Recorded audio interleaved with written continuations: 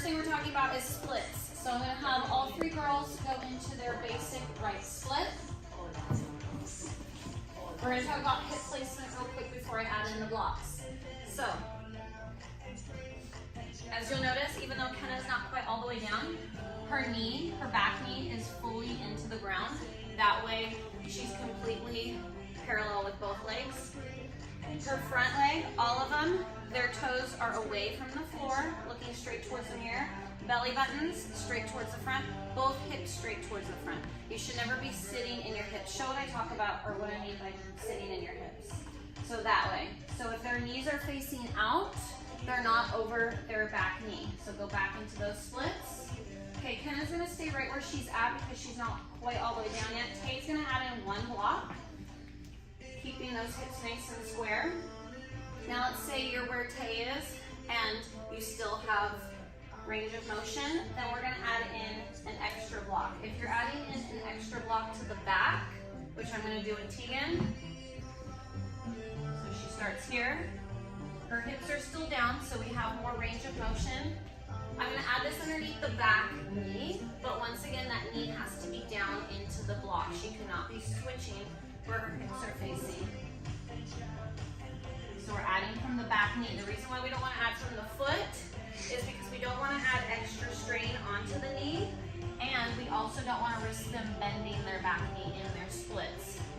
And then obviously you can continue to add blocks from here as they get more flexible. All right, for middles, there's a few different ways we're going to stretch our middle splits. So the first way we're going to do is just your basic up and over position. Her heels to knee to tailbone to knee to heels are flat against the wall. The ankle bones are looking down. If the legs turn in and the ankle bones look towards the wall, that means their tailbone is up. You want to make sure that your student is holding themselves solid in place with their belly button, pushing all the way up to the back so that they're not arching their lower back. Once they're all the way flat like Tegan, then you can start adding in blocks. But once again, once you add in a block, you want to make sure that you don't lose this back placement. If they're still all the way down with a block on a low setting, then instead of making that side higher, I like to add it to the other side to keep even with their range of motion. Once again, knees straight, and she's not letting her back arch. And you can continue to go up from here as long as you're holding your core in place.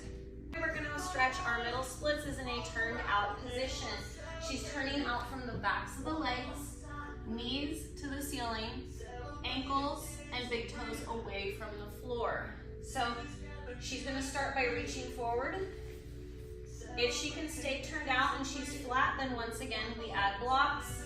For this one, we are going to add the same amount underneath each foot. Once again, I like to stay real even. I don't want to overextend one side and not the other.